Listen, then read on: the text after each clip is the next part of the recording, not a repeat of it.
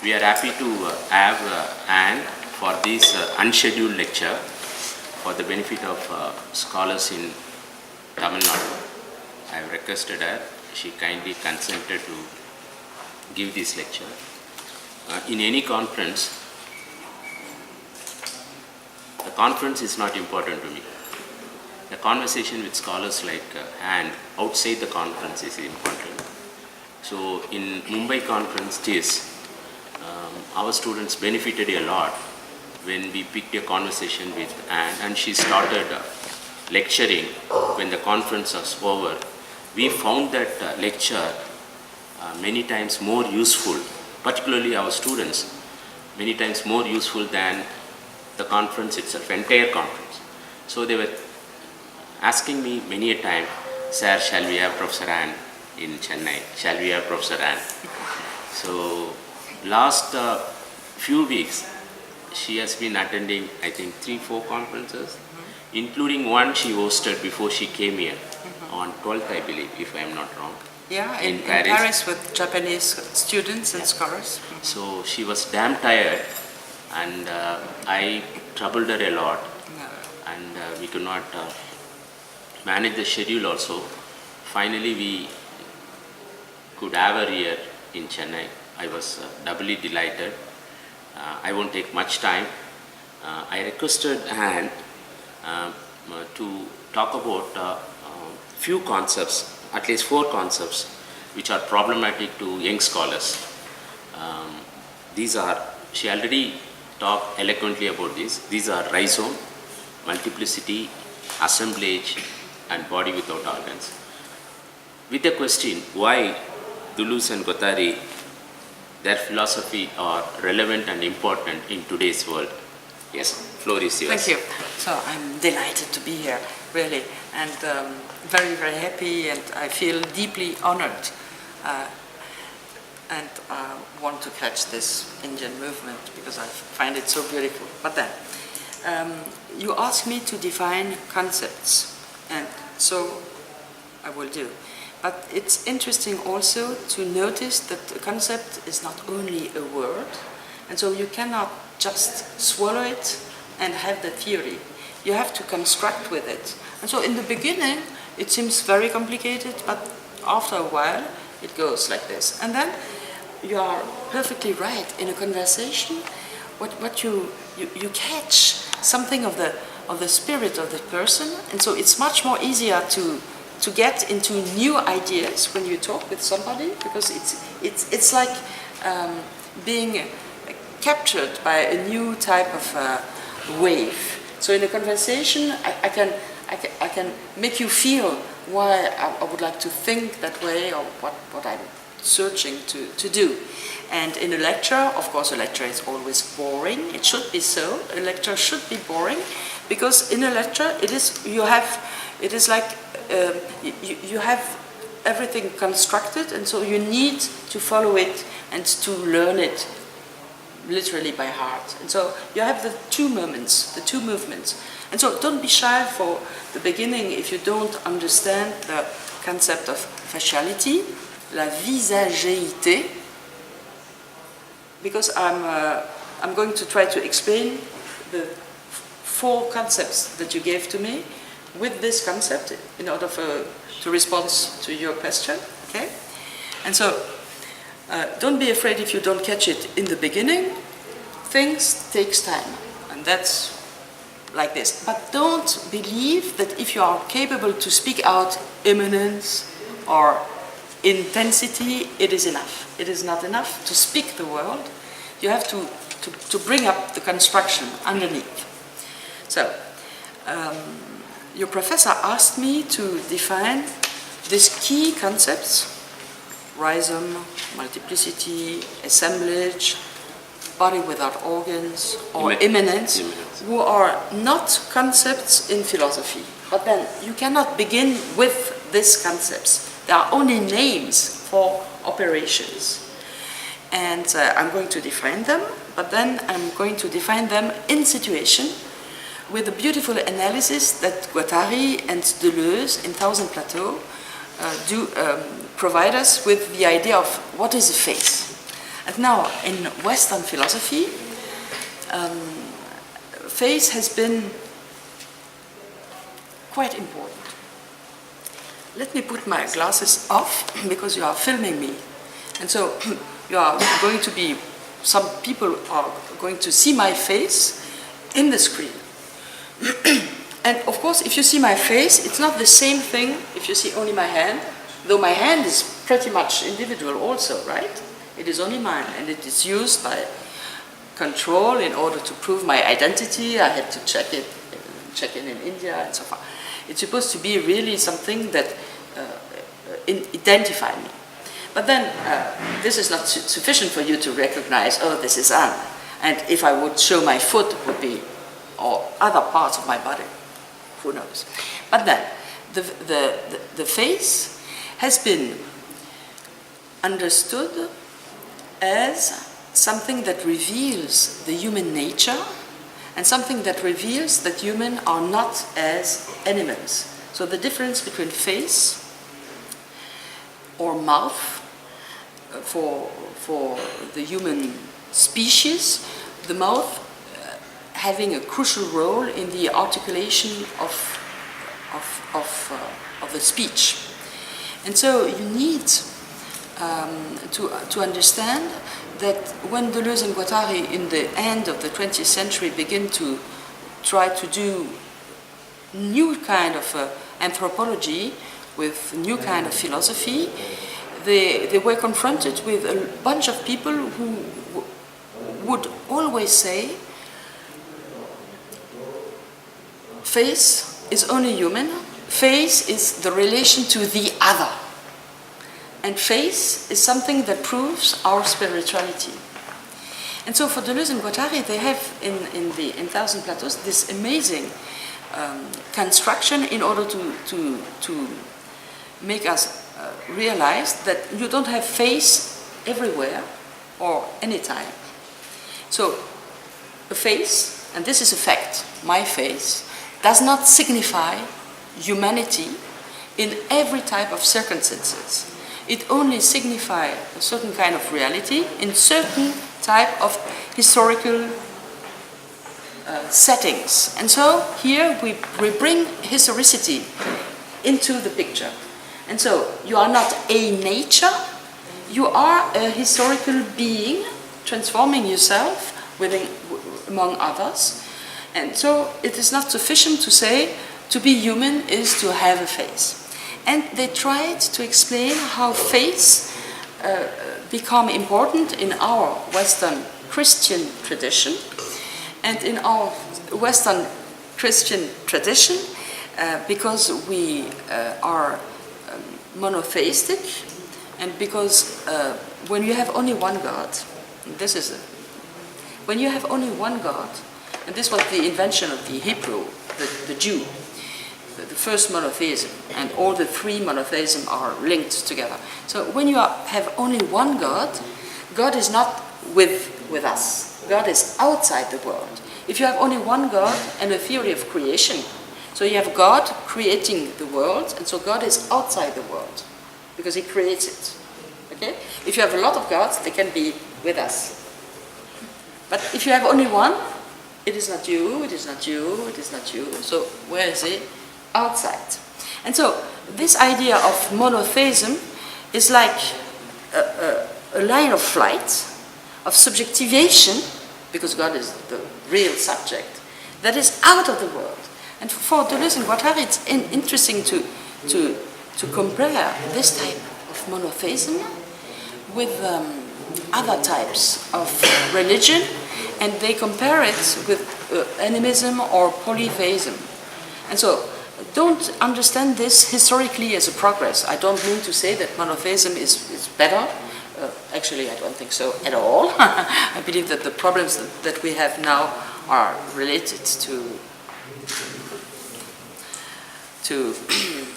things that are related with monotheism. But I just want to point out the fact that you have different social systems, and subjectivity is this subjectivity that is out of the world, and so a subjectivity that is lacking. And so Deleuze and Guattari says Jews were crossing the desert in order to try to find God. And God tells them, go far, go to Israel, and so crossing the desert, Israel, crossing. And so there is like, for humanity, a point of subjectivity that is out and that you have to follow. And this is the first line. But the second line would be that in any type of polytheistic society, you have a relationship between people and the law, such as the law would be inscribed on the body of the people. And so they mix this together and they say, we have a face. You need two things. You need monotheism, but this is an invention of the Hebrew. So before Hebrew, no face. And it doesn't mean that there were no humans, but there were no humans coded with a face. And that's the point. The face is not a nature, it is a sign, political sign. It is a matter of codification. So when I read your faces, because we are in the same world, and so I can very much understand that you are interested, you are bored, you are tired, you are happy. I can read your face, but not because your face is your soul, but because we are in the same semiotics. So this is really interesting because I used rhizome, multiplicity, body without organs, immanence, in order to make this type of analysis. Because now I can say, face is not the sign of your divine nature, as in Western tradition, where we would say, where Christian theologian would say, man is made at the image of God, and so the image of God is the face, because all the other parts of the body would be more like animality. And there you've got it. When you say face is important, you are splitting spirit, face, and matter, body. You are splitting spiritual, spirit, and sexuality, body. So you are splitting in two, you are splitting. And this split between matter and spirit is the same split that we had before, when the Hebrew were seeking God, because they were in the matter and they were seeking for something superior, out of the world. And so this idea, a lot of humans did believe that there was one world and another world, which can be fine, right? But then you need to have these two worlds, these two separate worlds. Nietzsche would say you need to have an out of the world in order to be capable to draw this transcendence. So this transcendence, this cut between matter, low, and spirit, high. So this is transcendent. And in order to have faciality, you have these two lines, the line of transcendence of a radical subjectivity that is absolute and out of the world, God, and then man, and then a white man, and then every man in the world, and then white woman, and then every other woman, and then etc. Okay? And that's very interesting, because now we can say that the face is the theater of socialization. Face is the relationship that you and your society are having together. And so it doesn't mean that you wouldn't have the same face in another type of society, but it would have been coded the same way. You know, when Lévi-Strauss, for instance, when he began his anthropological work, he was in Brazil, and in Brazil, he went to meet people, Indians, not from India, but Indians from America. This is also interesting to see that we had only one word, India, like the mysteries and the wealth of the world, to name every other part of the world, right? And when Lévi-Strauss met Indians, he was quite young and unexperienced, and he had no clue, and he didn't even imagine to speak with the people. Can you imagine that? Crazy. But then he met them in Brazil before the Second World War, in the late 30s, and he discovered that they would think that he was really shameful because his face was naked. He had clothes, okay, but who cares?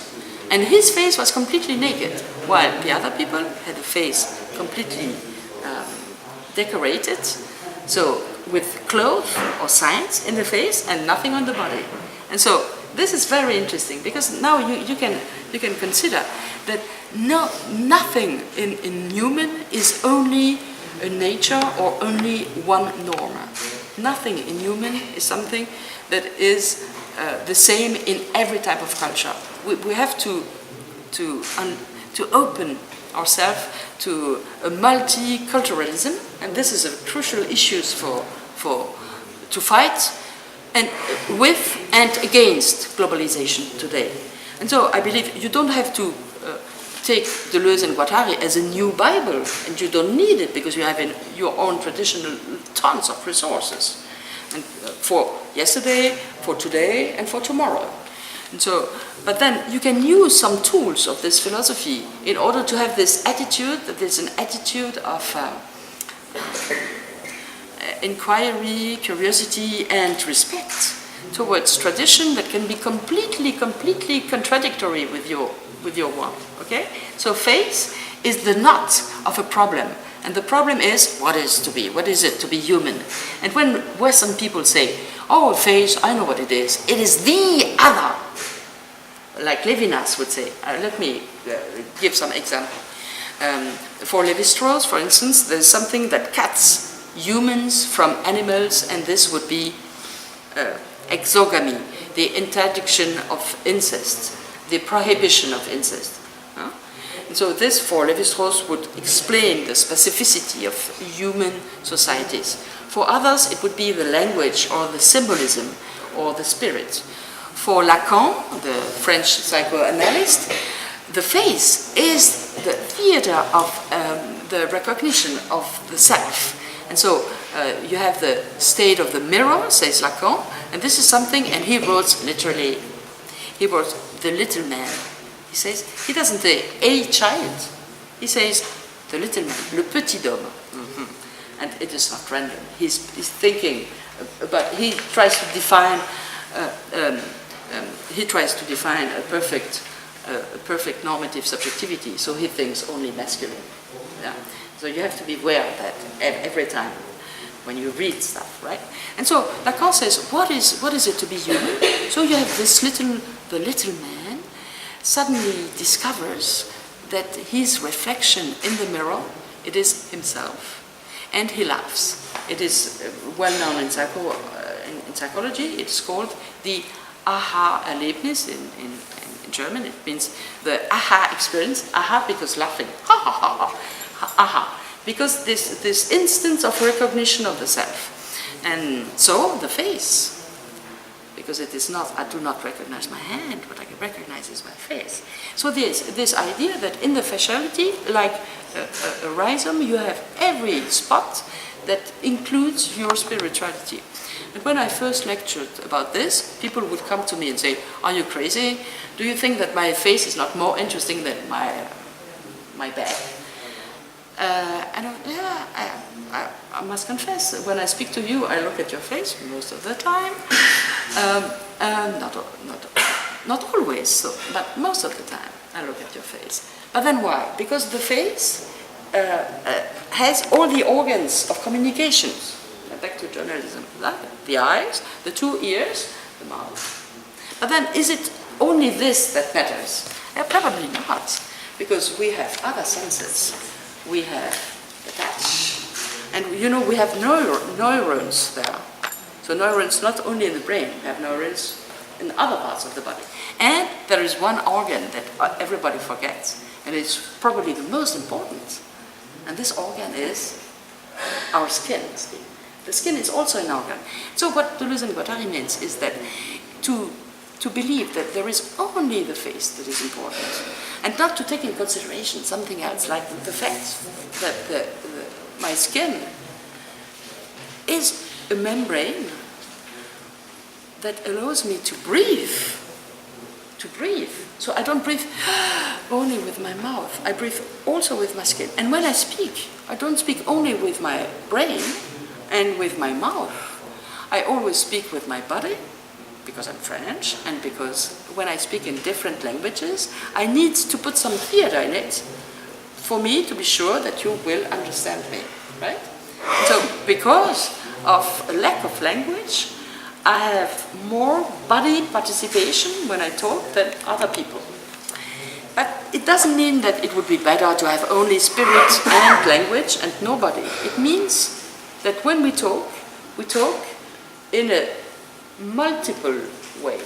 And so multiplicity here was involved at different levels, epistemologically. Multiplicity was involved because I didn't say there is one face for one human being, masculine. I said there are a lot of possibilities for humans to become social beings. And to be socialized is to have a mark on your face, like you beautifully do in India. You have marks, but then you have this very typical Indian and beautiful mark because it is like a third eye, right? And it's really, as a design, completely beautiful. But then, don't I have social marks on my face? Me? Being, yes, of course I am. If you see my face, you can say, she's not from here. She's from probably Europe. So, face is a social codification, and this multiplies the possibility of faces. It doesn't mean that you cannot say something about a face, but then you have this comparative and transcendental, not transcendence, but transcendental in the Kantian sense, because it is not transcendence, God, it is transcendental. I'm seeking for the condition of possibility, and I'm saying, if Western people say face is important, it is because of their conditions of necessity, and for them it was important to cut humans and animals. But for you Indians, you don't have that in your culture at all, on different levels. Because if you are Hindu, you don't want the cows to be harmed. You don't have this only very, very rude relationship with animals that we managed to have in the West because of the cut of the 17th century and because of the idea that animals are only like tools for us to use them, right? So it's very interesting because it's a comparative and critical. And so it means try to understand before judging. And it means also try to understand before judging. And of course we have ideas in our head. We have been conditioned by education. I cannot say that I'm going to have to think without any presupposition. Without presupposition, I'm not God. I'm only me, right? So I never will seek the truth, the absolute truth for everybody and every time. I'm not seeking for this universality anymore. I think this kind of universality is only an apparatus of domination. But then it doesn't mean that I don't believe in science. I believe in sciences. But I believe in sciences not being a history of the truth, everybody forming a chain, and he is not very clever, he's my grandfather, my father is more clever, my brother is clever, my son will be more clever. Like this, a line of progress to the truth. So we do not believe anymore that science leads us to the paradise of truth. And so we have to come up with a model of scientificity that is not only truth. That is, we have to move from a science that is linked on God's necessity to another model of science, where science is to be understood as a human transformation or capacity or attempt to be the most rational possible. So it is not anti-rationalist, but it is a kind of rationality that fits to our world today because it is very much open to other cultures. And this is the reason why, in the first place, I was really interested to come here in India, because it was my first encounter with a continent and a culture, a pluri-millennial culture. Regarding India, Europe is like a little child, and you have to be aware of that, because Europe domination is like 300 years, while India domination over the subcontinent is like 5,000 years. So 5,300. So that's really interesting. It doesn't mean that I don't believe in Western tradition. I do, because I'm lecturing about Deleuze and Guattari, two white male, right? So, but then I believe in encounters, and I think that Deleuze and Guattari is pretty much interesting metaphysics to do in order to be capable to understand the world of tomorrow. How to dismantle the face? How to? To dismantle the face. Oh, you have read. This is nearly the third last sentence of the chapter. Great. So when they say this, how to dismantle the face, it's, there is another trait, another property of the face that I haven't spoke about, and therefore I'm looking at the camera. Deleuze, sorry. Deleuze and Guattari wrote 1,000 Plateaus. This is another type of face, and it is the face, they would say, call it a despotic face, but we professors, we use it all the time. We use it because we need, it's difficult. So please believe me, I am Deleuze, I am Guattari. You have to believe what I say. What you did, actually, very bizarre. But now you have to check that what I said is accurate, right? But then, this is the imposition of the face as being linked with this process of domination. And where do you have face? So I'm sorry because I don't have Indian money. And I don't have European. Give me a coin. French people always do so after, a lecture. Thank you. Coin is another. No, it's okay. Thank you so much. And so, the first portraits in history, where were they to be found? The first portraits. On a coin. And this is exactly what it means. And so how to dismantle the face is how to dismantle the type of stratifications that allows us to be imprisoned in a certain kind of social boundaries that marks the frame of our Western civilization. And so it is like the body without organs. Don't believe that you shall tomorrow rip your brain off or take your heart off, right? It doesn't mean that. It means only change your conception of organization and don't believe that your feet is not as important as your head. Because if you do so, you can. A lot of people do.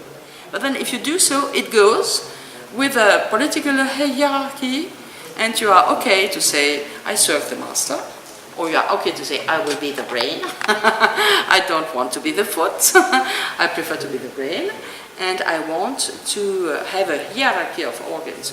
And so body without organs or fasciality, it's exactly the same type of rhizomatic philosophy. And so this rhizomatic philosophy allows us to explain what an assemblage is, because it is an assemblage. Now let me...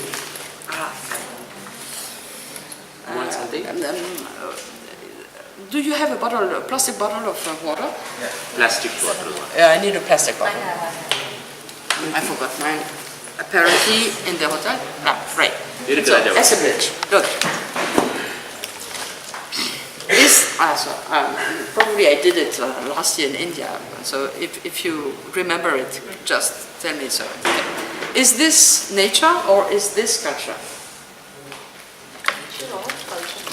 It is, and the water inside. Is it nature or is it culture? Nature and culture.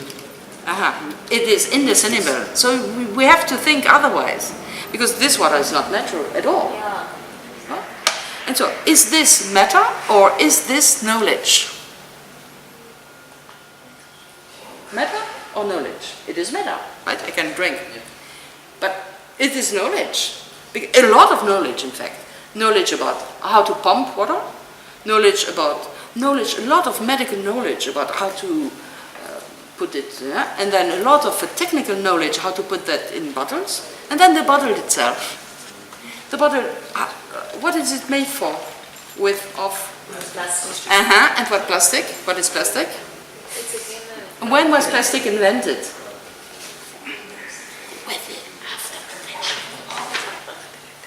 So when was plastic invented? At the end of the 19th century. And this is the invention of garbage. There is a threshold of garbage. Before, no garbage, because there is always somebody to eat something. But plastic, because it is synthesis, doesn't fit because it's too new. In millions and millions of years, nobody cares because it's more molecules, like quantic molecules, like everything else. Right? So the pollution problem is only the problem of how to deal with these new existences. And so this is an assemblage, a very, very, very easy one because I'll show you the assemblage. But then conceptually to do it, we did it with the facility, you know. So an assemblage, what I mean with assemblage, and now I can define it with the definition that you may find in Thousand Plateaus. So assemblage is the type of connection between what Deleuze and Guattari call collective assemblage of enunciation plus mechanic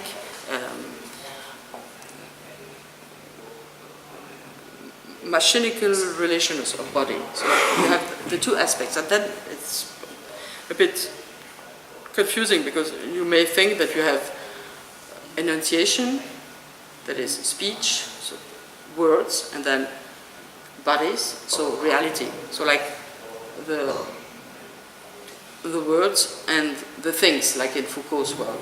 It would be again the separation between matter, bodies, and words, thinking. But no, what they want to emphasize is that we have to think together production of sense and matter of facts. And so an assemblage is a certain link of senses and realities, and these senses and realities have to be considered. This is the second definition of assemblage. Assemblage is not only collective enunciation and bodies. Assemblage is also, you have to put two new directions in it. It is also always, continually, processing to a territorialization that is a deterritorialization. Let me explain it very. Now I am territorialized into the camera. But I won't be there when you see my face. I saw once on television a French poet, very, very famous French poet, and he was old, and it was the beginning of French television in the 60s. I saw the movie, and his name is Jacques Prévert, and it's like that in front of the camera, and he says, "Je suis mort, I am dead," and this was true when I saw the film, because he could anticipate it that something of his body would be captured by the camera and put out of his actual existence. Now I'm captured by the camera like this. But this capture is also a new type of mode of existence. It is not, it is a way to understand a rhizomatic assemblage. And so I am deterritorialized into the camera. But I am re-territorialized into Chennai. And so you are deterritorialized because you loved Heidegger yesterday, and thanks to me, now you love Deleuze. And so every time you are deterritorialized, you are re-territorialized. So most of the people think that what is important is to have a territory, because they think they think in the regime of property. And so I want to have a territory. But what Deleuze and Guattari thinks is that everything that is linked together is unlinking something else. And so the first step is always the step of deterritorialization. For instance, this was once, for instance, my face is now deterritorialized from my body and captured into the movie, and there, this captured face, not really mine, in fact, it is a symbiosis, an assemblage between me and you. Me, you, and the camera. Yeah? you'll be able to see my face maybe and say, oh, who is this person speaking this excellent Franglish? And it wouldn't be really me. It is me plus everything else. And so I am never me. I am collective. So that's the interesting part about it. And if you have difficulties, just read quicker. And after a while you come and you can read very carefully. But you have to do both. Read very, very, very quickly, like, swimming in the pool, or surfing, or gliding. And then reading very carefully and trying, do I understand this? And then you will figure out that you don't, and this is completely normal. At the beginning I didn't understand nothing at all. And in the beginning of my life I didn't know how to speak. Yeah. Like Lara Malvi says, like male gaze. Likewise, Deleuze has because we are talking about how the face is being depend on abstract machines, right? So it is also depend on gaze. Gaze. Staring somebody No. What is an abstract? Yes. I always say no. It's a weird professor. Oh yeah.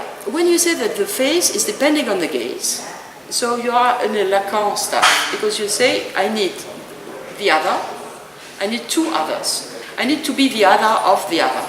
And this is a very interesting construction that comes from a book that is Hegel, the phenomenology of the spirit, where Hegel says it is interesting, but it is weird politically, and Hegel is not the best guy regarding colonization, because he thinks that Europe is the most rational progress of the mankind. Hegel says consciousness is a matter of recognition by the other consciousness. So it is a Hegelian move that you are putting in the conversation, which is fine, but and understandable because we have been taught like this, but it's not accurate for the situation, because it is as if I would say I need one eye, spiritual eye, in order to say that I have a face. And then Deleuze and Guattari would say, look out of this system, eye and face, and look that you are presupposing that face and eye are a spiritual agent that are not prisoner or imprisoned in animal bodies.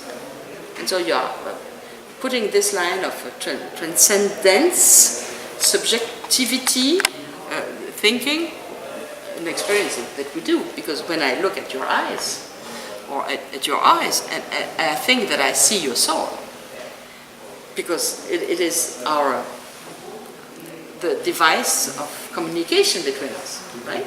But then communication is never to take one information and to put it from one point to another point, because the interesting thing in theory of communication or information, regarding digital times nowadays, is to notice that the important thing is how a certain kind of signal can put together the two people in communication. So the problematic of the system that allows the encounter from me and you, this system brings up our eyes to be the window of the soul, as they say. But then it is very interesting to notice that this example, the face, it is a very interesting example of immanence in philosophy. Because if you go for transcendence, you would say the glaze, the face, the spirit. These are abstract notions, and I need them before everything else. If you are empirical, you don't go for abstractions. You say the abstractions has to be explained. And so they cannot explain anything. So my students, I say, never, if you write immanence, no, you cannot write immanence. It is not an explanation. You can explain what immanence means, but you cannot use immanence as an explanation. And this is very difficult for them to understand. Because they love to say the immanence and intensity of the body without organs is rhizomatic. And with this, you don't catch anything. It's only words. And so you have to go beyond the words to the empirical statements. Every time it leads to something, it's also dealing in something else. Yeah. So can you say? So I would say even more. Every time you are trying to concentrate or trying to become yourself or to have an identity, every time you try to unify your identity, you are deterritorializing. Not we, but de. So the movement of being yourself is not we, me, past, I, unity. It is them, there, out, and, etc. experience. So it's another conception of identity. My identity is not behind me, in my soul. It is with you all. So can you see it another way, that is like every time you dealing with something else, you are living with something else, and the opposite way, can you say? Yeah, yes, absolutely, if you want. But then you can be very, at the beginning, you can be very confident. You don't need to understand immanence at the beginning. Do you understand immanence? Who cares? What you need is to go for analysis, empirical data, and knowledge. And so you can say immanence by Deleuze and Guattari in 1980 was defined as follows. This is fine, it is knowledge. But you cannot say immanence as a prayer. And this is good for journalism also, because it means that you have to check the information. How do you define in simple terms? Because many of them do not are familiar with Deleuzean notion of immanence. How to convey that? Yeah, but then I'm going to define it in simple terms, and everybody will singing the simple terms as if. But then let me do it. 5 minutes. Philosophy. It means to be in love with wisdom. Sophie, or everybody knows it, don't write it down. Sophia, wisdom in Greek, and philo, feeling, love. So we philosophers, we don't say that we know something. We say that we would like to improve ourselves. But if you, and it happens that when philosophy was constructed in Europe after the Renaissance, let's say in the 15th, 16th, 17th century, the white people in Europe would believe that they were incarnating the wisdom of the antiquity, Greek antiquity. So this is absolutely not true, because they were incarnating something, their colonization by the Romans, something else. But that, and they were creating a myth, they were creating a fiction, the fiction that there would be a white rationality, and they would believe that the Greek were white. The Greek, they are not right at all.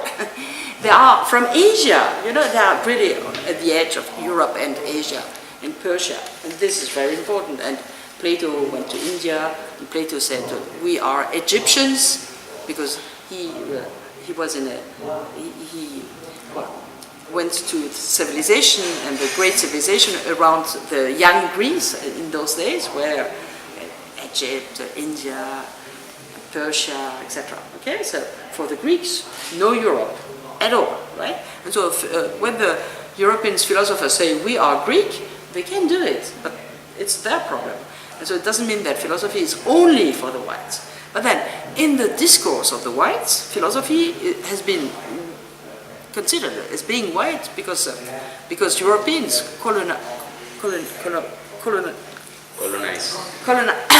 colonizing Europeans needed a frame in order to explain their military greed, and so they needed, and so they went for the idea that here is transcendence, there is transcendence, and there is a cut that explains that we, the whites, we are more human than every else human. And so if you here, definition of what is human, it is always a marker of exclusion. If somebody says, I know what it is to be a real human, you can really rely on the fact that he is in the part human and probably you're not. When somebody comes to you and say, I can give you the definition of what it is to be a good man or good woman, it means that we are excluding people. And so Europeans went with try to have a definition of what it is to be human. And this definition is, it is to be part of the transcendence. And so to be a philosopher seeking for eminence means, first, that we are after this kind of monotheistic separation between created world and God. So this means, at least in the history of philosophy, it means Nietzsche. Because every other philosopher who believes in God remains in transcendence because he needs to have a transcendence. God is not him, right? So I don't mean to say that you cannot have religious belief, do as you wish, right? I don't mean to say that it is false or wrong or primitive or not right to believe in God. This is another problem with the question of religion. But then transcendence is every type of philosophy that goes with universals. Please, thank you. That goes with universals, categories, and categories that are applicable in universality. So that means for everybody, in any time, in any place. And this means I'm not speaking from my point of view. I'm speaking from the point of view of somebody who is there every time and every place. Who can it be? God. And so science and God, this is this position of universality. So a philosophy that is not a philosophy of transcendence has to be a philosophy that is both rational, of course, rationality, I don't want to be irrational, but empirical. And so you have to go for data. And knowledge is also data. And so you have to keep your knowledge into boundaries. And so saying immanence is the best is the transcendence way to understand Deleuze. And so a lot of people do use Deleuze on a very transcendent way, putting Deleuze in a new transcendence, but naming this new God immanence. But most of people who spoke about immanence deal with immanence as if it were a transcendence. Okay, so therefore I'm very careful. Then what is immanence? It is very simple. You have empirical data that you do not understand, and you have to come up with knowledge that you do not understand, or new formalism that you don't know yet because you have to find them, in order to make sense of all this. And as you know, it is not easy. How to connect immanence with line of flight? Okay, line of flight is a concept that is badly translated because in French, it is ligne de fuite. So ligne, it's okay. But the idea behind these two concepts is that the dot is no longer interesting because the dot takes place in a space that is merely Cartesian. Let me explain this to you like this very easily. Let's say I put a dot here. This is a dot. A dot, okay? A dot. So for Deleuze and Guattari, it is not really a multiplicity. It seems to be very, very much lonely. And it seems to be very much discontinuous. So it doesn't go anywhere. You don't have potentials. It seems to be one thing. But then, if you are Descartes, you think that this is a dot and that you can explain it in a Cartesian referential with x's and y's, and then you can go for algebra with this, and you can have the coordinates of this dot. And for Descartes, it is in one space that is homogeneous and Euclidean. And then comes Leibniz, just after Descartes, and Leibniz was completely crazy, and Leibniz says, this is not a dot. That is the height of an infinite amount of angles. It is completely possible. It is the the summit of angles. Look at this. And so, okay? Not in bidimensional space a la Descartes, but in another space that is equally rational. Descartes is not irrational, right? But it's not the same type of framing. So, a line of flight would be, it is an example for the passage, a line of flight, the same dot with the line of flight leads to Leibniz.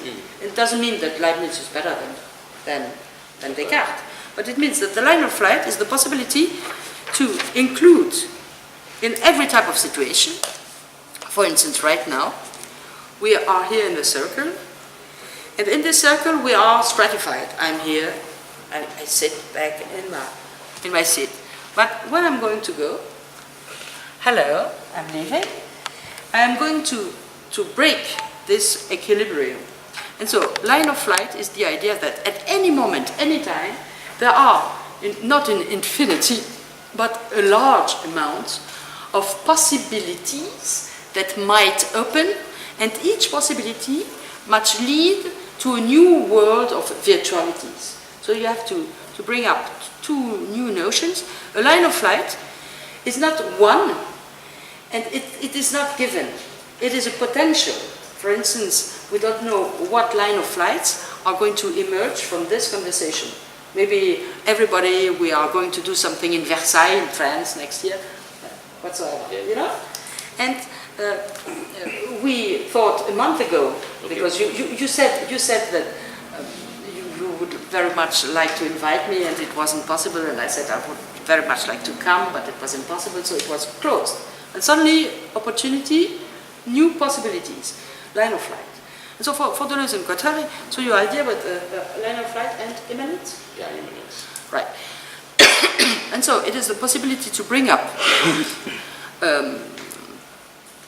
the idea that in the stratifications, and Deleuze and Guattari invented a lot of sort of lines, in the knots of stratifications, there is always the possibility to escape. And it is escape and not fly. And so, fuite in French, it means to escape. It doesn't mean to fly. It means to rush away, to escape, and it means also to leak. For instance, if you have a pipe, and you have a little hole, and then the water is leaking. So fuite is not something that is very high level. It's not a flight in first class. It's like a link. Like, something goes wrong. But then in this goes wrong, and this is very crucial for you students, because if something goes wrong, or you didn't understand something, it can be the possibility of a new equilibrium. It can be the possibility of a new discovery. And so they say, it's always interesting when something is not working, because line of flight and new possibilities. So it is not always good. Line of flight, nothing by Deleuze or Guattari is always good or always bad. And so most of people would use Deleuze or Guattari in a very manichaeistic way in order to have good and bad. So you have immanent good and everything bad. And so this is typically transcendence. When you listen to somebody who says, I know the ontology of the virtual, it's, etc., much better than the... and so, you know, he's confusing Plato and Deleuze. Why not? Okay, so, line of flight. Yeah. Can we say that the very wrong translation or inappropriate translation of line of flight in itself is a potential for new possibilities, or? Absolutely. There was this very, very interesting lecture by Marie Lecomte in your beautiful and very interesting conference. And she did a wonderful job in 3 pages of Deleuze on the society, postscriptum of a society of control, arguing that translator didn't catch Deleuze, which is absolutely right. But then it's always the case, because when you read a translation, what you read is the translator's opinion about the text. But then there is no way to do otherwise. And so do we believe that there is one original Deleuze? Oui. But then we're not Deleuze, you know. We are Platonicians. And so if there is no one original Deleuze, and so that what there is not copies of Deleuze. I'm not copying Deleuze. I'm putting Deleuze elsewhere. I'm distorted. It's a line of life. Exactly. Absolutely. There is a lot of confusion in young scholars' minds about what is body without organs. Is it not crazy something? They don't. Yeah. It is. Probably. It is a bit crazy. I hate mosquitoes, I must confess. Okay. Body without organ. Let me put it in a non-crazy way. So I show you how to deal with concepts that you do not understand. So body without organ, I do not understand. So I read. And I noticed that the first apparition of the concept is 1969 in a book called Logic of Senses. And the expression body without organs is not something that Deleuze invented. He picked it up in a poet of Antonin Artaud, poet of 47. And the poem itself is completely crazy. But not crazy. It is crazy, but what is crazy? Crazy is to define the boundaries between reason and madness. So when you say crazy, you know what reason is. So this is normativity. Crazy is always the black, the woman. Okay, the other in the...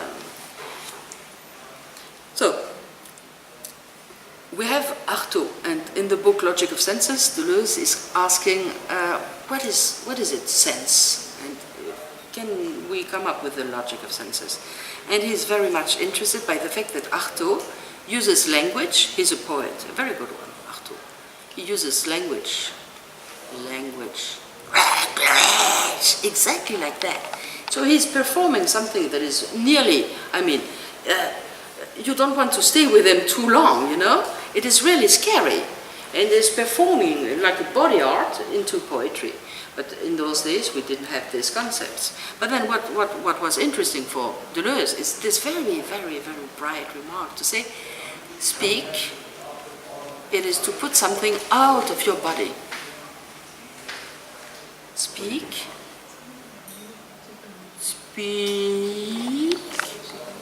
So you are producing. And what are the other occasions when you put something out of your body? Or don't even think about it. Okay? So, Artaud would say, in French, toute écriture est de la cochonnerie. Every writing is big stuff, big shit. And in fact, meaning to write, having a flow out of the hand, to speak, having a flow out of the mouth, contrary to eat, having a flow into the mouth.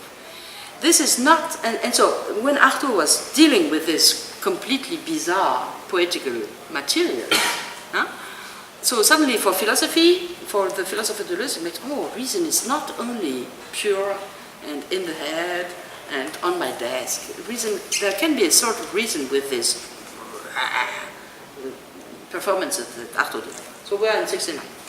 And then you need philosophy of biology, and in the philosophy of biology you need a lot of knowledge. And for instance, you need the knowledge of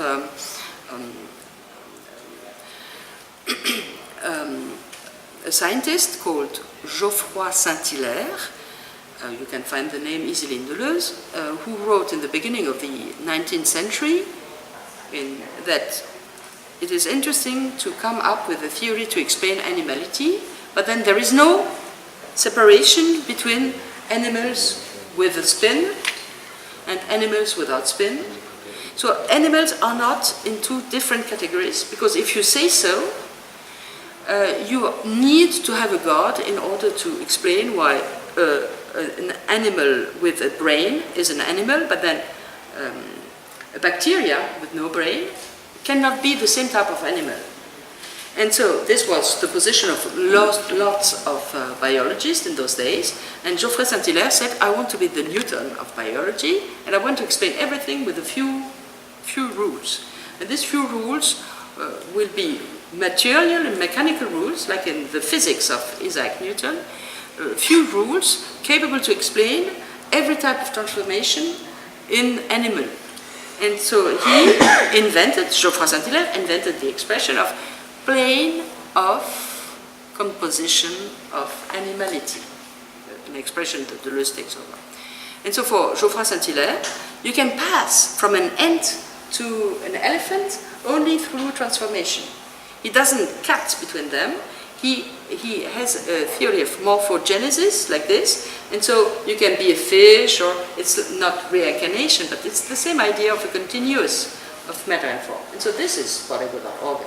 So because it means that you have an intensive comprehension of a metamorphic matter that is capable to form in different levels. And this is exactly the same thing if you explain that, as Deleuze and Guattari do in Thousand Plateaux, that a body without organ is an egg, because literally an egg has no organs, because it's going to form them.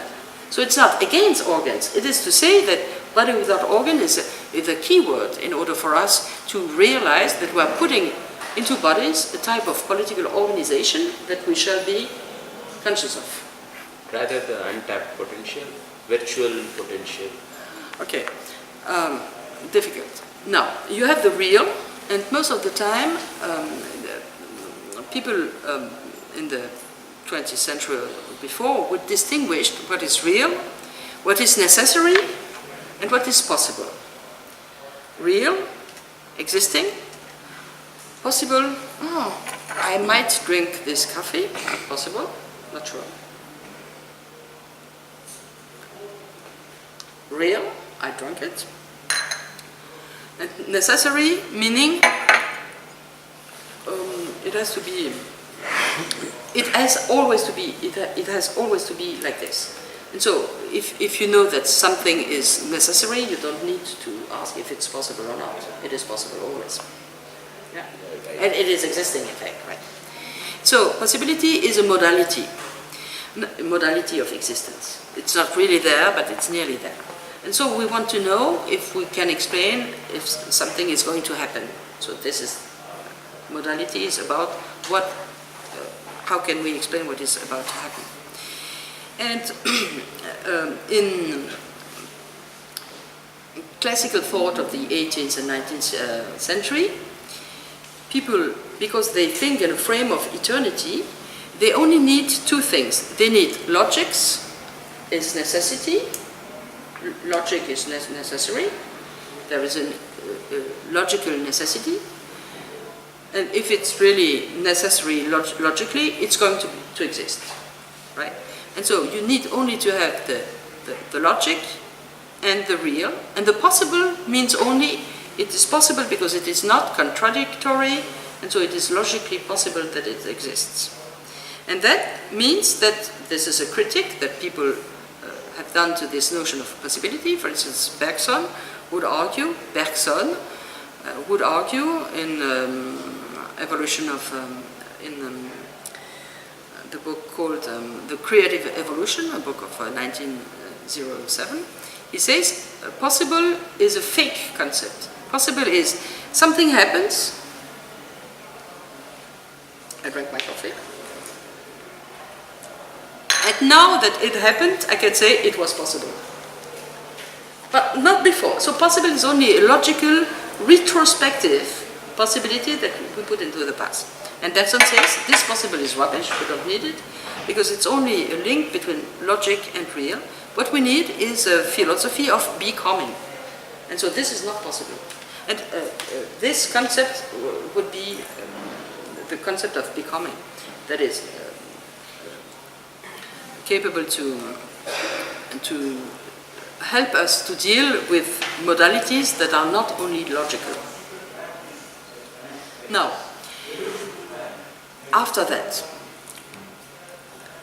there is another issue. It is the issue to combine matter and spirit, because it remains a huge question. I didn't explain it thoroughly. So you may think that we have bodies and we have enunciation, or we have bodies and we have brains. But then let me just notice that our brain is matter, right? And our ideas, we only can check them through material communication, speech, writings. Now, the concept of the virtual is a concept in order to explain the possibility of genesis in order to explain this to you, let me check another example by a French philosopher called Gruyère. And this example is the egg, once more. Let's look, I have an egg here in my hand. And so, shall I explain the development of the egg and say, I have an egg, and this egg is going to become a crocodile, a chicken, or a serpent, cobra. This egg is going to become cobra, crocodile, or serpent. Now, the notion of virtual, it is that in the very metamorphic matter of the cells of this egg, there are possibilities of developing. And now, in embryogenetic studies, we know that if we, in an egg, if after a certain level of development, certain cells, if you put them in another place, the same cell, you take the cell, you put it in another place, and the same cell here would become a foot, and here would become a brain. And this is not rubbish madness, it is science. And so this is the body without organs. Okay? It is the fact that this cell, this egg, is not crocodile. It is not crocodile, it is not a chicken, it is an egg. And this egg has possibilities of evolution, metamorphic. And so like you may become a crocodile or, you know. And so this concept of virtual, it's no longer possible real. It is an openness to a bunch of possibilities.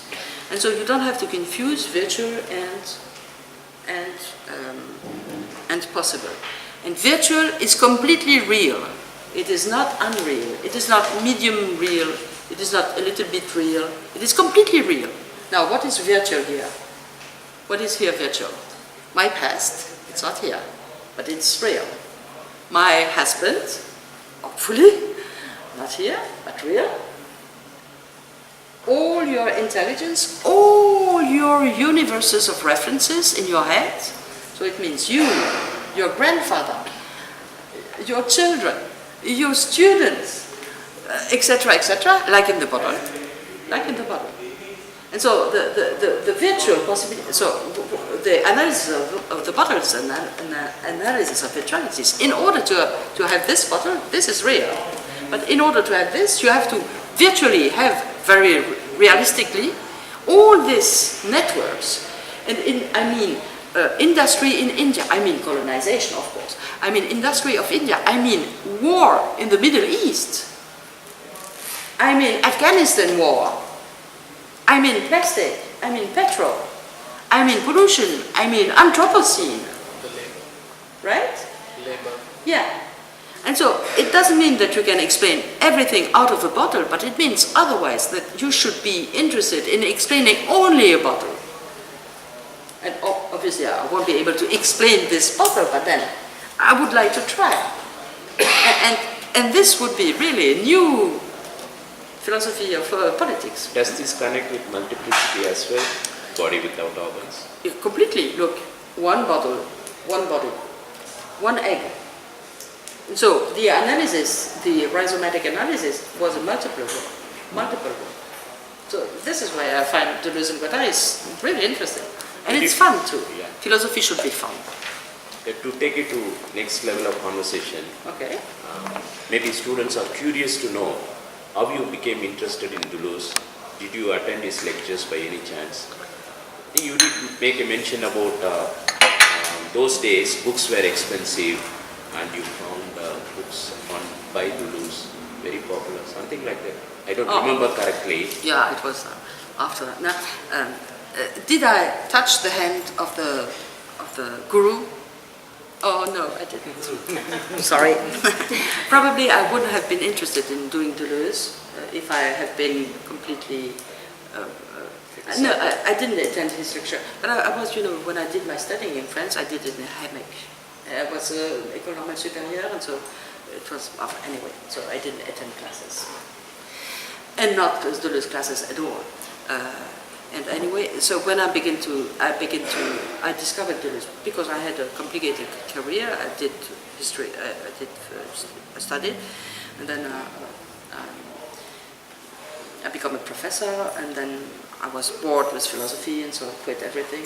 I did paintings for like 15 years, and after a while, because of random situation, I was hired in an institution in order to teach, and people say, if you want to be hired, please do a PhD. And I said, no, I don't want to do a PhD.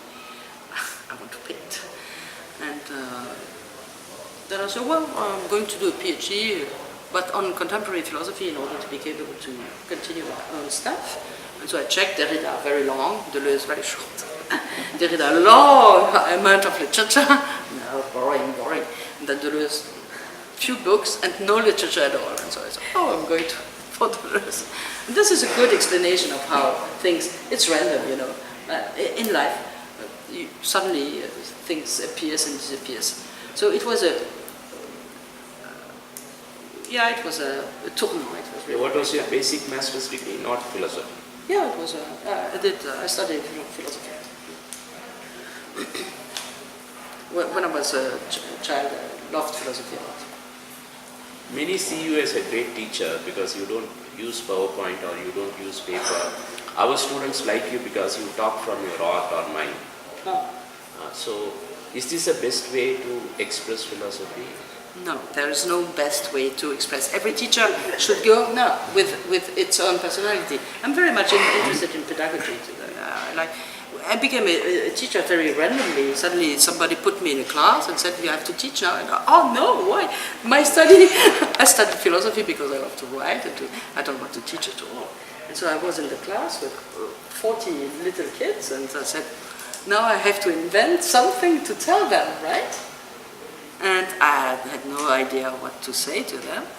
And so I began to talk, and because I was so high-level educated, it was a little place in France, my language was absolutely, I had no lessons at all about how to teach. So I began to speak as I was taught as I was taught to pass exams, and so they didn't catch. It was like in French. It was like another language, and I realized it immediately, and so we laughed. So I found it. Plato has a very good way to explain what is teaching. He says it is to write in water, in the mind of you, like to write in water. You know, water, and you write in water, so it disappears immediately, as we know. But then we write in the mind of our students. So if I do this without PowerPoint, it's only because I'm lazy, and I don't want to be catched by a because and if I do speak, it's because at the beginning I prepared as everybody else. I prepared sometimes very long, and then when it comes to speech, I have suddenly another bunch of ideas in my head, and I follow them. So I write something and I say something else. After this diversion, let us get to the basics again. Okay. What is schizoanalysis and schizophrenia? Okay. And also the importance of these two major works, Anti-Oedipus. Okay. Schizo. You're not too bored? It's okay? Yeah. It's interesting. Oh, you're too nice. You has always been nice to me. She was. I do remember our first little interview, in last year. Okay. So, what is schizophrenia? What is schizophrenia? It is a word coined by somebody. Yes, in fact, yeah. It was a Swiss psychiatrist, a Swiss doctor called, I don't recall it right now, but I have it somewhere in my laptop. So schizophrenia is a notion, and it's a notion of psychiatry. Psychiatry suddenly appears as a discipline at the end of the 19th century in order to make the law capable to punish people. It is not only a matter of good wills and health. And not that I hate psychiatry, I'm very much interested in psychiatry and psychoanalysis. I did a psychoanalysis myself, I find it very interesting. But so psychiatry is a discipline in order to be capable to classify human types. And in the first, so they come up with what we call in medical sciences a nosography. So it is like categories in order to classify diseases, right? And so Deleuzian and Guattarian analysis, the categories are interesting in themselves because it is the frame. Not only what we put inside, but the categories are interesting in themselves. So schizophrenia and paranoia, two categories that have their own history. And their history is the history of comprehension of what it is to have reason in your mind. And so the definition of madness is always also a definition of health and reason. And so it is normative and classification. But this is not always wrong. I mean, it is impossible to live without categories. We always come up with categories. We just have to be a little bit conscious of them in order to be capable to transform them if we want. Now, so Guattari and Deleuze define these categories. And Guattari, he's really a doctor. He deals with patients and with schizos. So the difference, the nosographical difference between paranoia, let's say President Schroeder, if you read a little Freud had beautiful lectures on paranoia, and so did Lacan. Lacan and Freud were interested in paranoia. And so it's not random that Guattari chooses schizophrenia, not paranoia. But because the type of the paranoia is that you have a will of domination, while the type of schizophrenia is completely different, and you can mark it in the concept of schizophrenia itself, because it was created by Bäumler, a Swiss psychiatrist, in the beginning of the 20th century, and it means schizein, split. So it means to have a splitted brain, schiz. And for Lacan, this split of the schiz is very interesting because he claims that the subject is the result of the cut by the symbolism. And he says that the schizo is a guy or a girl that is not capable to endure the castration of symbolism. It means that it's not capable to endure the law. So let me put it very simple and stupid, but first degree, right? Don't remain at this point, but it's a good way to explain it. The guy with the neurotic says 2 and 2 makes 4 and is very unhappy. 2 and 2 make 4, neurosis. And the psychotic says 2 and 2 makes 5 and is completely happy. So psychosis is don't give any fuck to the law, fuck the law. And the neurosis says, I'm so unhappy, there's the law, etc. And so, now, psychoses are not out of the cure of psychoanalysis, because in a psychoanalytic cure, you have to talk.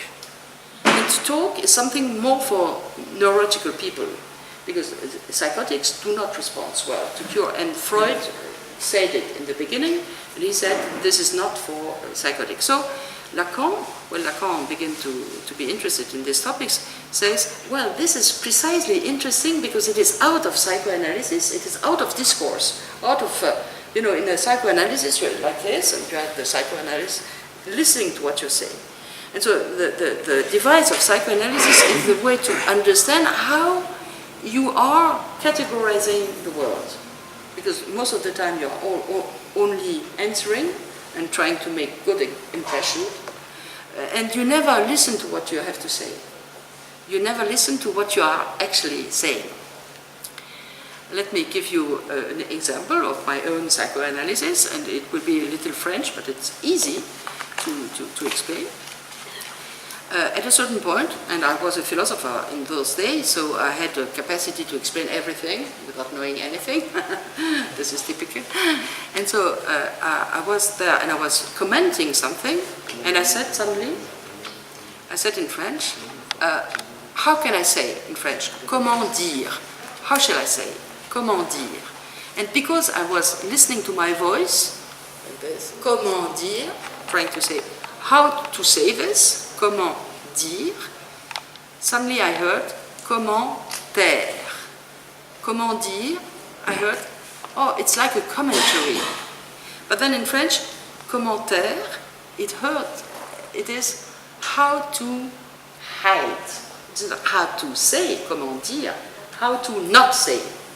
And so I was saying that, but I wouldn't have any possibility to remark what I was saying without this kind of like a laboratory, because when we speak, we don't listen to what we say.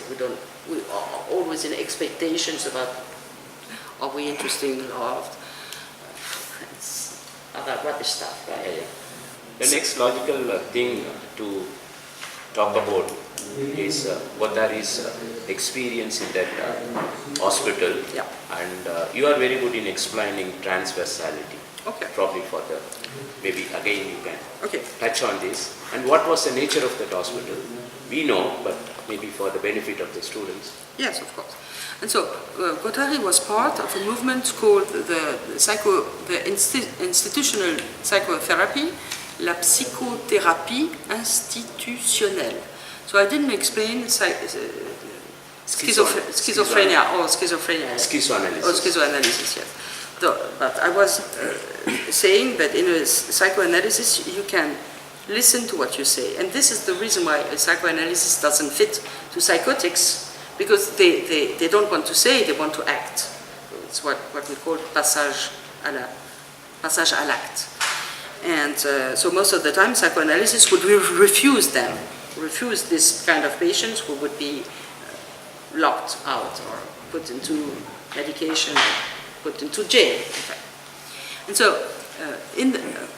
after the Second World War in France, there was a lot of interest mixing Marxist and communist politics with a new kind of understanding of medicine, and this leads to a brilliant Spanish Catalan psychiatrist called Tosquelles. Let me write it down.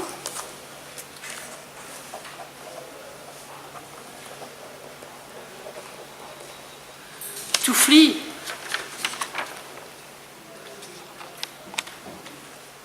Tosquelles, he's not very well known, he's very, very important. And he fled the dictatorship and flew to France. And there he said, psychiatry cannot be only about diagnosis, you're crazy, you're not, locking up, please, you to jail and you in the classroom. It must be something about institution, meaning if somebody is ill, it means that the milieu is not responsible, but modulating with this illness. So you are never ill alone. And so if, in order to cure somebody, you have to cure the institution that he's called it. So it's a kind of a very interesting medical and political combination. And it was during the war, because this Tosquelles, psychiatrist, he ran away from the dictatorship. And in those days, he flew into a hospital called Saint-Alban, in the middle of France.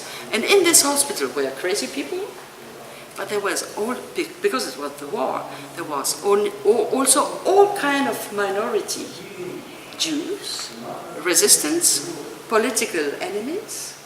And so all these people with the crazy formed a new type of relationship. And this is really the real situation of transversality. So this first experience leads another psychoanalyst called Jean Houry, to found a little bit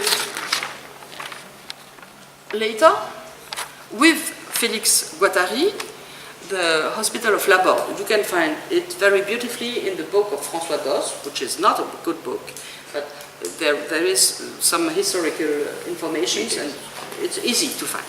Now, in Laborde, so Laborde is the name of this clinic institution, and they wanted to do something that is better, alternative, and better than hospital.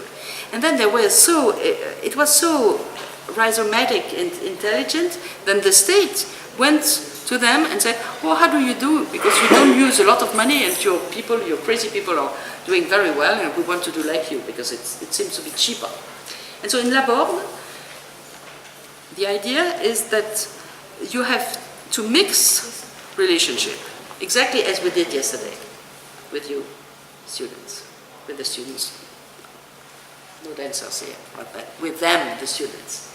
And so, when we are here, we are in a stratified position. I'm playing the God, the knowing, the face, le visage du despote. I'm playing the face of God, right? But then I'm going to interact with you on other positions. The idea of Guattari is that in societies you may have hierarchy, horizontal and vertical. If you have a vertical hierarchy, you need a horizontal one because you need to be capable to classify people into the same range. You are A level, level A, and you are B, you are C, you are D, etc. And so Guattari would prefer not to have hierarchies, kind of an anarchist, like myself, I must say. But then we have to deal with the hierarchy of the world. I'm not stupid, I do realize that there are hierarchies. Professor, and I'm happy with it. You are, great professor, I'm happy with this kind of differences. I don't want everybody to be exactly the same, right? You are young and beautiful, that's all. So there are differences.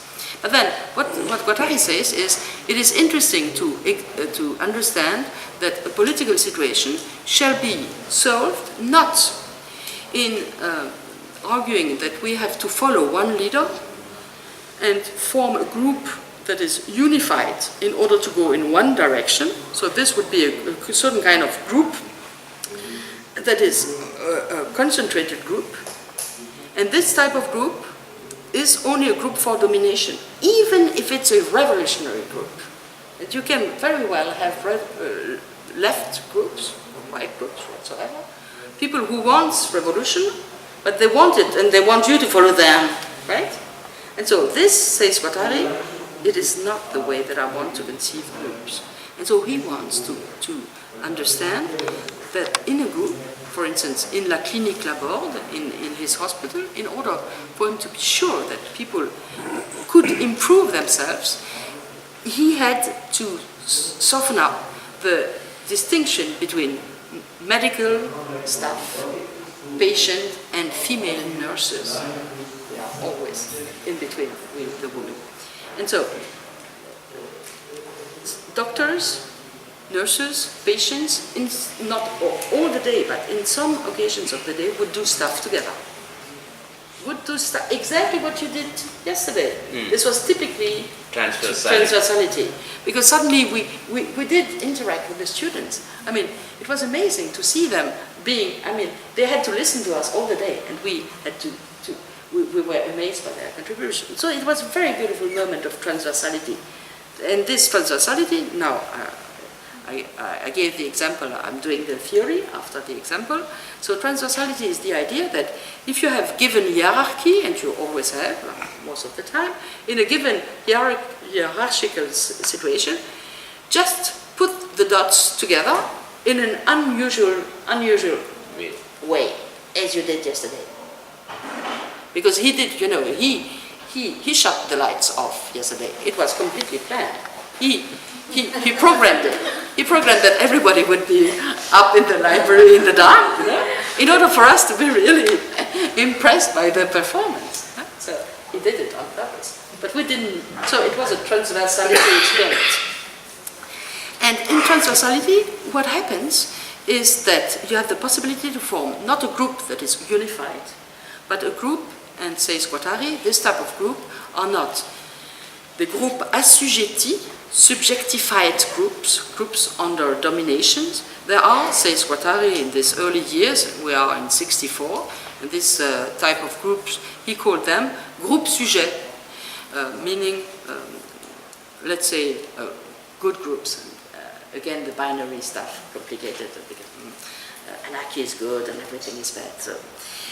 But then he says, transversality, it is the way to understand that in order to solve political situation, we need to break hierarchy, not into putting a new one, but into confusing the dots of hierarchy.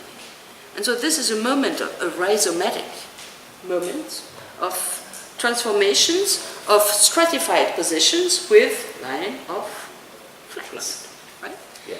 Bringing some potential into the situation, exactly like yesterday. And then we saw the beautiful students dancing, and it was really very touching, and a very great experience.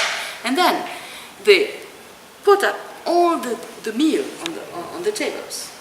And this was, again, something very touching. Because now they switch from the position of being the divine dancers, the artists, the genius, the God incarnations, you know, to the servants. And they did it very gently. And not only the servants, but also the mother, the host, the main important person for you, because he gives you, the parents gives you food. So there's two types of political positions, I believe, and I have to say, to pay my respect to you as a professor. Thank you. Because I think, yes, it was very nice, nicely done. Because we didn't know this, we discovered it. And after, I must confess, I was exhausted. So I had to share a session, and then I had to do my paper, and then in the bus, and then all this beautiful stuff. And then you say, and now I'm going to tell the story of Sadhaka. And I said, oh no, please, not again. Something, no, I want to eat. And then, but it was really interesting, very touching, because it was another level, another transversal level. In order not to be only the tourist spectator, I was in India, I saw some students doing a performance. No, it was to be linked with a certain rhizomatic experience of himself. No, does it mean that transversality gets into a progression logic? It is not one. It is multiple or many, or possibilities again. This type of possibilities are always disponible. You can always reduce to one, and sometimes you need to do, for instance, if you want to struggle. No, did you see one transversality in yesterday's program, or many transversality? Okay. So it is the same problem. If you say there is one transversality, so people would do not, which one? And they want to have it at the grid in order to explain everything. So this is a universal transversality. So transversality would be the possibility for you to be capable to switch stuff anywhere, anytime. But when I say this, my students are afraid. And so if I can change everything, why should I bother to learn anything? Huh? But then I say, Prof, don't worry, it's very difficult to have a new idea. It's very difficult. Finally, two more questions. Okay. One on Dulu's cinema books. Two aspects you can touch on. One is material subjectivity, brain as an image. I think yesterday was... Yeah. So there is no one image. Images do not flow from brain because brain itself is an image. Yeah. This is what he says. Yeah. Maybe you can have your take on that. So adding the term about virtual is the concept of virtual. He talking there and that Deleuze Yes. very important thing. Cinema books. Yeah, virtual. Shall I choose one more? Yeah, one more. So, Yeah. can you enlighten a little bit on difference and repetition and how repetition helps in the process of constructing identity in the outer space? Okay. And finally, maybe you can have this in one session, in whatever way you like, in a Deleuzean sense. How come only few nations in the Western world are connected with philosophy? In the ancient past, you had Greek philosophy. In the contemporary world, the main threads, I mean, not that others are not doing, We only have German and French philosophy or English philosophy. I have an Is that- explanation of this. You can have, Shall I have a conversation connecting everything. No, Whatever. I'm okay with it, but then I would like to listen to my different. friend's Okay. lecture. But then, when is she talking, Marie? Mary is After break. Oh, okay. after the break. After the break. After the break. Yeah. She's talking again. Now? She's done that. Yeah, She's already done that. Yes. So let's- Marie is the second talk. 9:20. Je l'ai déjà raté, c'est ça? Okay, so no problem.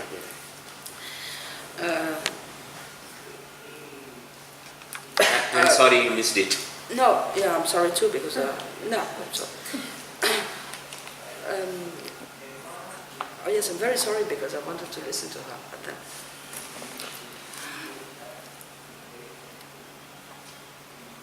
No. So these are difficult concepts. Yeah. Maybe I can.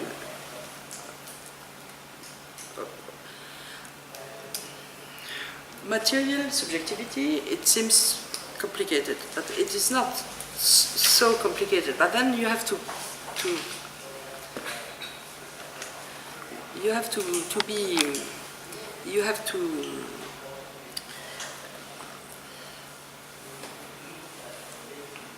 okay. Most of definition for subjectivity are transcendent definition. For instance, if you in Western philosophy you read Kant, and so in Kant you have the subject has a certain characteristics, and this is for every subject. So you have the definition of one nature.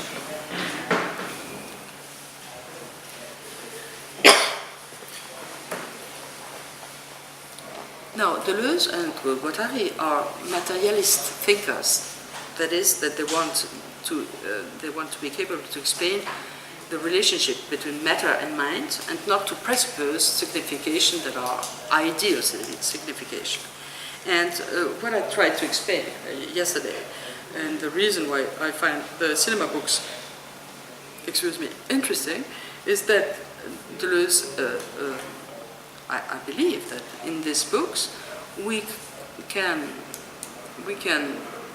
find in these books a new way, a new type of definitions of subjectivity that should apply to ancient subjectivities, but also to recent or new subjectivities, and that can open the concept of subjectivity to creatures that are not only human, because it's exactly the same analysis that I did before with the analysis of domination.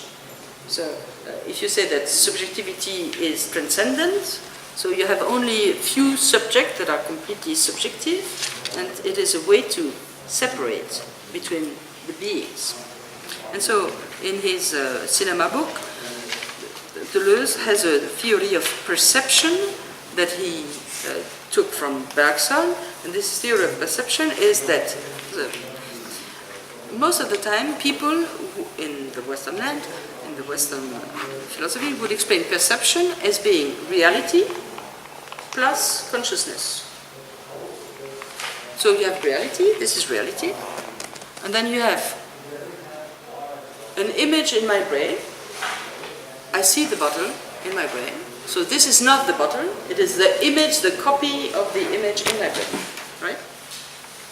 So most of the time people would explain perception as being the result of the relationship between matter with a transcendent consciousness that is capable to explain the reality. And so you have the two levels of the body, reality, and the perception that is not really body, but it is more like consciousness over the reality. Now, for Deleuze proposes a very new definition of perception. He's not the only one to go in that direction. It was a direction that was opened by Bergson and by Nietzsche in a way. And he says perception is not reality plus consciousness. Perception is only reality minus everything that I don't care about. So consciousness is not something that is out of the world, It is not a transcendent level that allows us to acknowledge the reality. No. Consciousness is only to be capable to form a certain kind of perspective. And this perspective, now I can say that this perspective has not to be only human. It can be a perspective of woman. It can be a perspective of a dog. It can be the perspective of a little dog. It can be a perspective of a very, very, very little dog. Oh, so it can be the perspective of an egg. Oh, but then it can be the perspective of the cell of an egg. Oh, but then it can be the perspective of a, etc., etc. And so it doesn't mean that we are all full of consciousness, which is partly what they mean in order to be capable to say that consciousness is not only white, philosophical, and male. So consciousness is about to be capable to actualize your virtualities. So this is an embryo or anything else, a little form of living beings. And so there is a kind of subjectivity in everything that exists and continues to transform itself. And then it means that on this level we do not separate anymore between living and non-living, because otherwise we would cut. We would do the cut between the living and the non-living, and we would have the same ecological problems as before, because we have to think of this. So again, what is water? Is this matter? Yes. Is this knowledge? Oh yes. Is this water subjectified? Does it have some kind of subjectivity? Yes, it does. In fact, it has an Indian one. Because of course, I can compare it with other type of plastic bottles in France, but then this is India. It's not India in general. This is Madras. It's not Madras. It's Chennai. It's Chennai 2018. And so you have a relationship to interesting stuff that is not the relationship that you would have with an eternal truth. But this is interesting, I hope. It's interesting as a matter of formalization, but it is not la parole du maître. It is not the say of the master. I'm not a master. I'm a woman. I'm not Deleuze or Guattari. I'm only a professor. But I am a philosopher, and so I am producing something with you. And what I'm producing is neither here nor in my brain, not in your brain. It is in the middle, and it is in the middle, and it is going to produce, hopefully, connections in your work. And so that's all about it. Could you please put some light on identity difference? That means... Wait. Okay. So you are asking very, very abstract questions, and they are very, very difficult to respond to. No, not you especially, all the questions.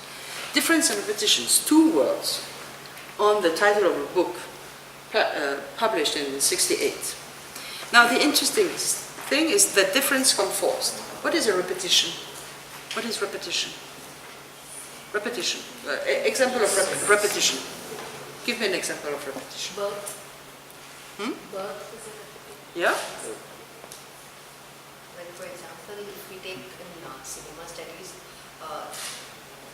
the imitation of the characters' action images in reality life, and that repetition of following the body language or certain kind of culture or particular practice in reality, Right. which makes something which is on screen becoming their own.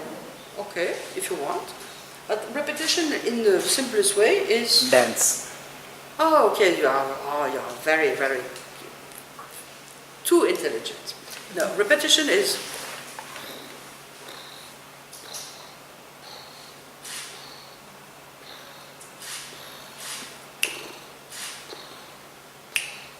Not very musical, right? But, So repetition is something that is the same, but several times. So it's very difficult to explain, because it has to be the same, but several times. So is it one in a multiplicity? It is.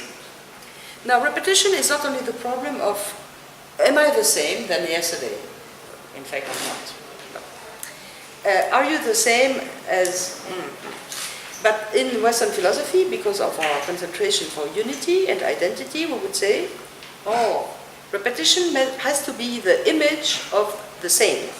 So repetition is not good. It means that you are in the multiple, but then it is the repetition of the same, so it's better, right? Then it's difficult to explain repetition, because the idea of repetition is that you have a series. And how shall I understand it?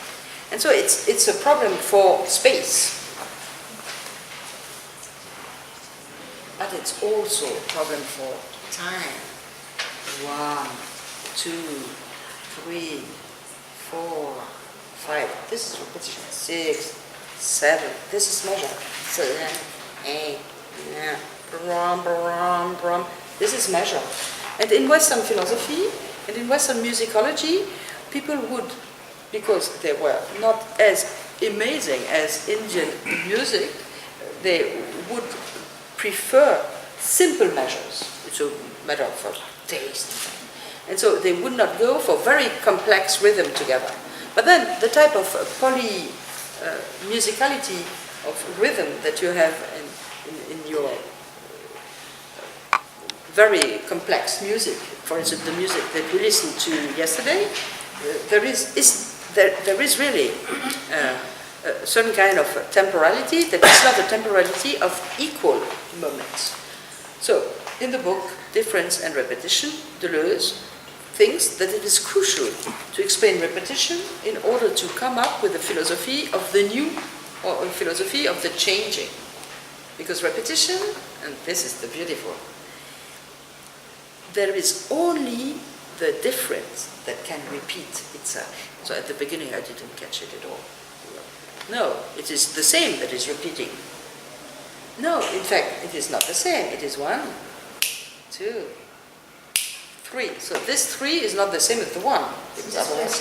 Displacement occurring R1, R2, exactly, R3, R4. exactly. And so this is number. Exactly, displacement. So mathematics. So geometry.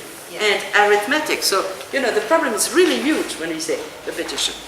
And so Deleuze tries in this book, it is his master, his PhD thesis, he tries to discover a new way to understand repetition as being the difference, as being differentiation, and not only, yeah, exactly. And so it's a very important metaphysical issue and very difficult to solve. And you can say that Deleuze has continued all his life with this problem, but deframing, deterritorialization. Special reference is, can territory, deterritory and deterritorialization happen at the same junction? Of course. At the same time, yes, but not in the same framing, but of course. What is your name? Gayatri. Gayatri. Oh, Gayatri. Very famous name. Gayatri. So, your name was deterritorialized into French. Huh? Yeah. Very, very simple. Gayatri. But then you were re-territorialized into my French mind, becoming Indian. So it is always the same. Not the same. It is always in the same moment that you are re and di. Gayatri. French Gayatri now. At the same time, you were referring to cow slaughter here in India. What? You were talking about the cow slaughter, sacredness of cow here in India. You know about the issues, right? Actually, when it comes, I sent a paper on cow slaughter here in India. The present government is actually trying to bring in a food control over the food culture by stopping cow slaughter. Oh. Okay? When we're talking about this, there's a phenomenon like when the ruling party, when the government is trying to, is being vocal about all these, Yes. people tend to become more sensitive about this. You know, there are people who are sensitive about cow, they consider cows holy and all Yeah. that. Those people who were kind of, behave, Oh, yes. they had this feeling, but they didn't react to it much.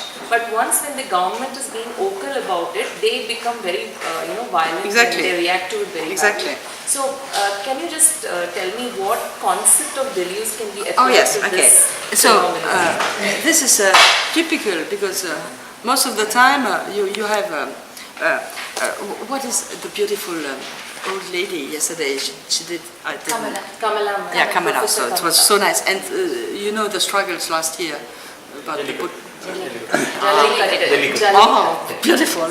Once. Oh, I cannot do it. Jallikattu. It's like music for me, right? Jallikattu. And so this is a very typical, because it could be, you need to frame, a lot of frames. At a certain level, Jallikattu can be only horrible man, domination over animal stuff, but it's not like that. And the struggle last year was absolutely not that. It was the possibility for the Tamils here to be capable to have their stuff and not to be imprisoned by a universal image of what an Indian shall do today. Okay, so it is not reactionary. It is to be capable to transform the potentialities of your local country. So here, the interesting concepts would be in Thousand Plateau, micropolitics and segmentarity. Micropolitics and segmentarity, with the difference with the line of molar, molecular, and line of light.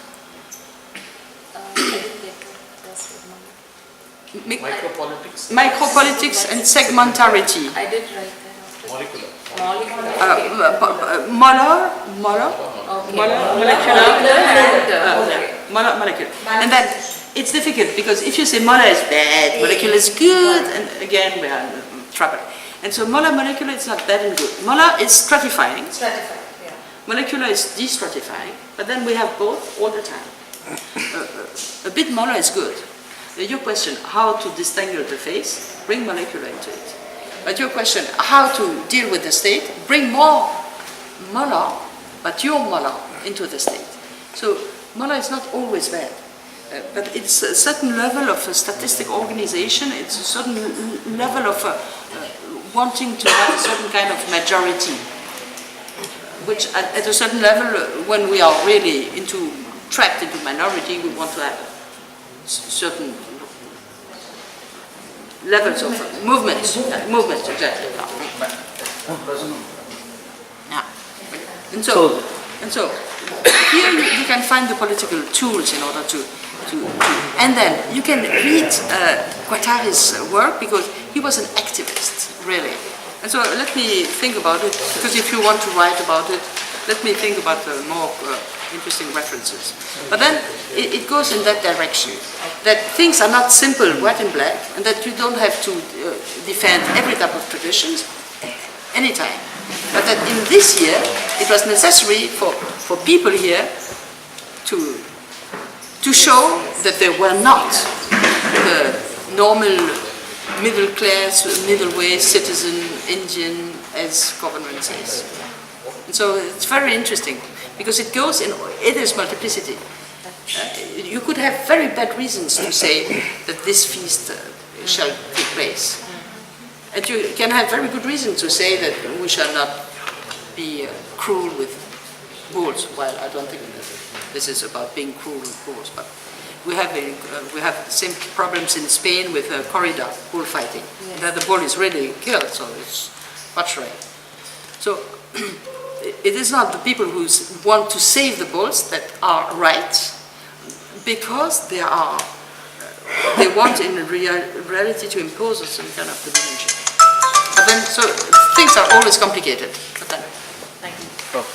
Yeah, thank you so much. Thank you very much. Maybe one of the if you have other questions, members of the audience can record the comments about this class by Anne and propose a vote of thanks to a great teacher. And No.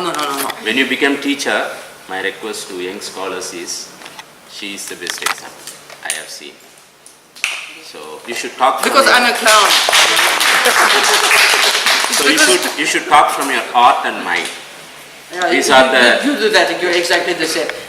no, without any preparation. No, it's just natural. No, it's not natural at all. It's completely prepared, and they have to work. Prepared in the sense, as many do with PowerPoints, you don't use PowerPoints, you don't use paper. So But you need to prepare. Maybe- So it's like improvisation. You need to know your stuff very, very well. In order I to- invite my dear colleague Arun to come to the dais to say a few words about this.